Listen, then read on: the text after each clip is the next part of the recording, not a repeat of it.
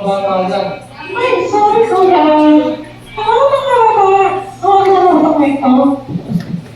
Magkano yung mic niya? Magkano yung mic mo? Kapag lang. Hi! Sino ulit siya? Robbie! So, Robbie, kamusta yung sila? Nasa children's church tayo ngayon. At Christmas party nila. Tama ba? Christmas party? Pabalikan yung napasukan. Christmas party. Ayan. So, ano ang madalas mo, ano ang lagi mong inaabangan sa Bobby kapag Christmas party? Tingin nyo, kayo, ano ang inaabangan nyo kapag Christmas party? Saka. Ayan. Jessie. Ano ba? Games. Gusto mo yun, Bobby?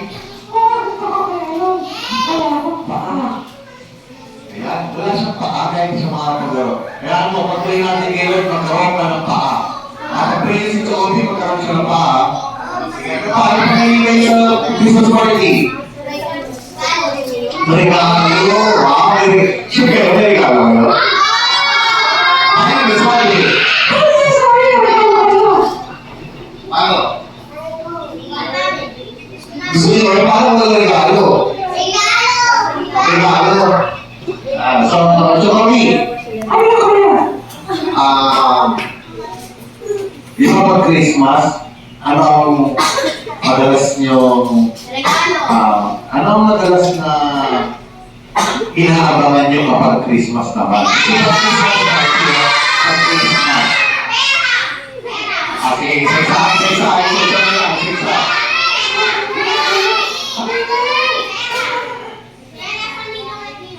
Ayan, pera daw, guys. Oh, grabe. So, bata pa lang, pera na. Ano ba? Sige, ano ba? Regalo. Ano ba? What else? Laro. Okay, pero kapag inabang pag Christmas, ano pinaka-inabang pag Christmas? Ano the ring? Games. Okay. Ay, dance caroling. Ano ba ate? Ating naka-browning black. Sibo, ano po? Ano po? Handa! Maraming handa!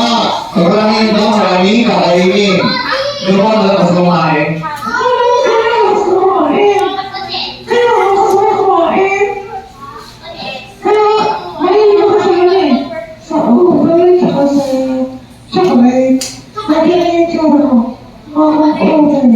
Di ba? Wala siyang uwi, di ba? Yan. So, hi! Ayan, hi! Hi guys! So, bilang, sa Pasko, ano naman ang pinaka-inaabang ni Chocobi? Di ba? Kasi dapat, di ba, dapat ang Pasko dapat, di ba, pinaka-inaabangan natin doon, mga, yung pagsasama-sama ng pamilya, yung mga mahal nyo sa buhay, yung inyong mga kaibigan, yung mga nanay, tatay, pinsan, mga tito, tita, di ba nagkikita-kita kayo?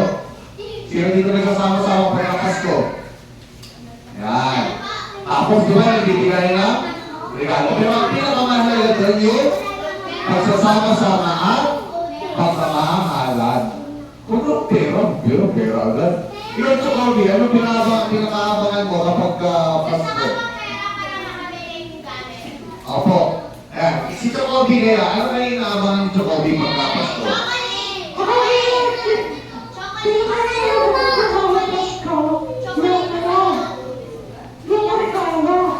Bakit regalo? Bakit hindi ibang bagay? Regalo lang talaga?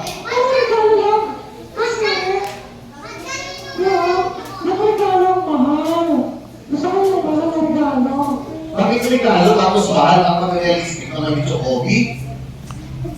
Hindi kuya! Ang gusto ko regalo ng mahal, si Jesus. Kasi si Jesus yung tunay na regalo ng Pasko.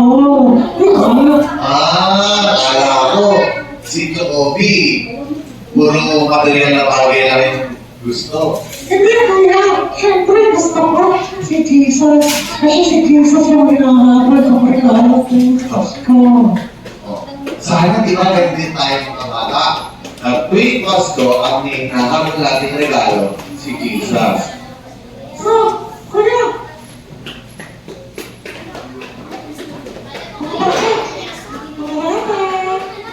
Hello, ate. Sino dito ang nakatanggap ka ng pinakamahal na regalo? O, sino na nakatanggap ng pinakamahal na regalo? Nasa kamay. Ano na yung pinakamahal na regalo na tanggap niya? Ano rin yung pinakamahal na regalo na natanggap? Sige. Sige, isa. Damit. Sige. Ayun, si Jesus! Oh, si Jesus na lang. Ako yung binigyan akong pinakamahal na regalo. Si Jesus. Kasi, si Jesus, binigay niya yung sarili niya. Oo nga, di ba? Si Jesus yung may pinakamahal na regalo. Siya yung nagregalo na ang regalo niya yung sarili niya. Di ba? Bakit? Ano bang ginawa ni Jesus sa krus? Ano ginawa ni Jesus sa krus? Di ba? Nag-sacrifice. Pero sa'yo yung binigay niya. O, ano yung kwento ni Jesus?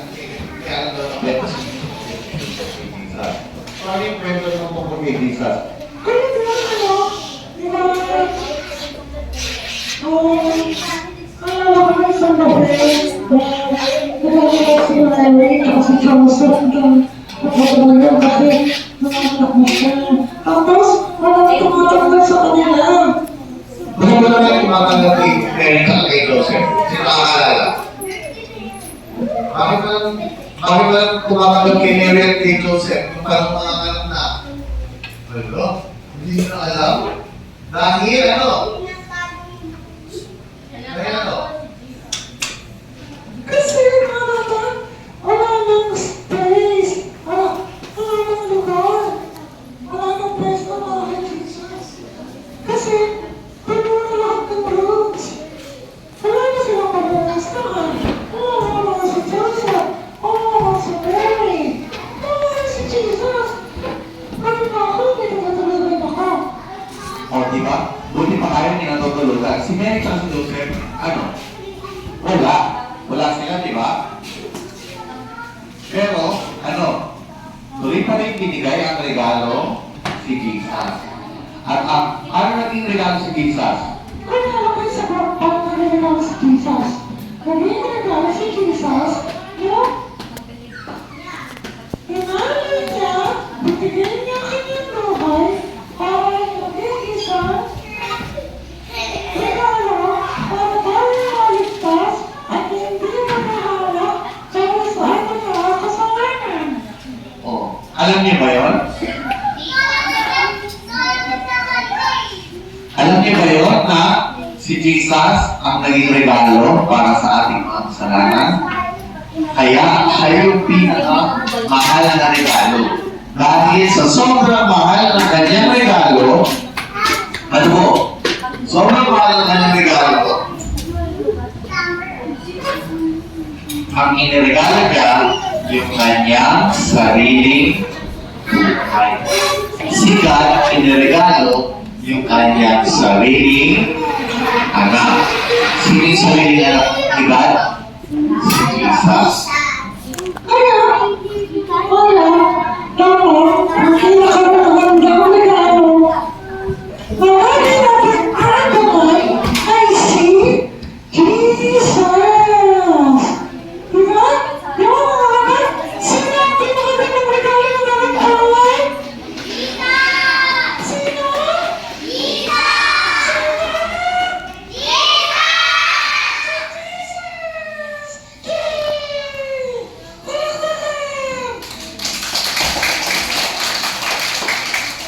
So, huwag niyo kalimutan, sabihin sa mga gulang na i-add to cart si Jesus. Ano yung act of art? Yung sino,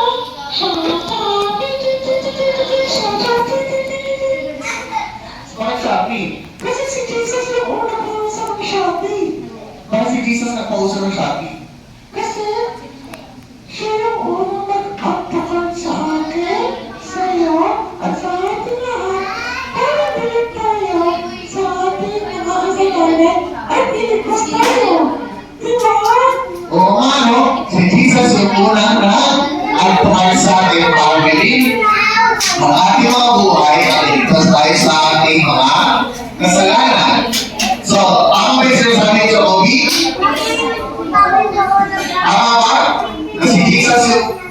unang nag-advocate sa atin para pumili tayo sa ating mga kasalanan at hindi tayo sa ating mga kasalanan? Opo. So, yun ang tunay na message ng regalo ng Pasko. So, salamat sa Kobe. Thank you, Kuya! Thank you mga bata.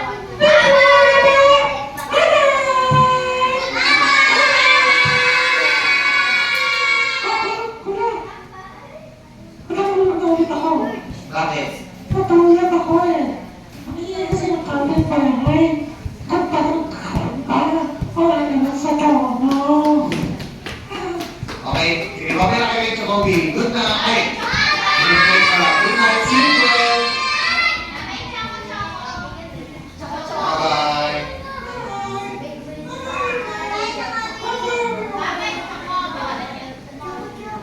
So, yan. Yan si Kobe at ang kanyang kwento ng Pasko. Bakit?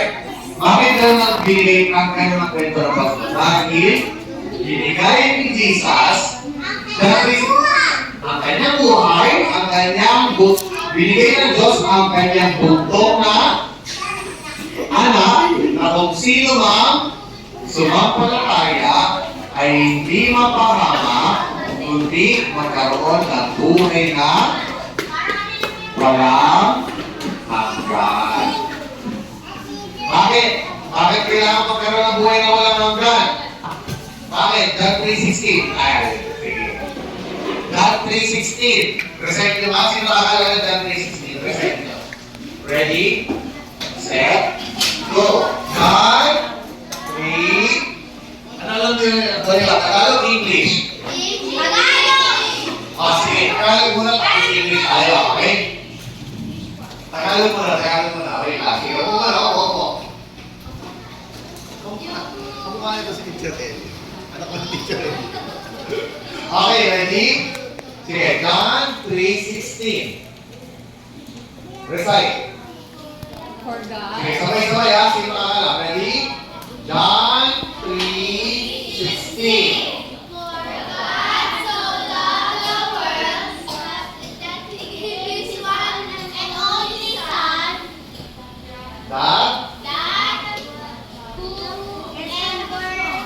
Believes in will not perish eternal life. O sa Tagalog. Siguro alam mo na yung Tagalog ha. Sabay-sabay sa Tagalog.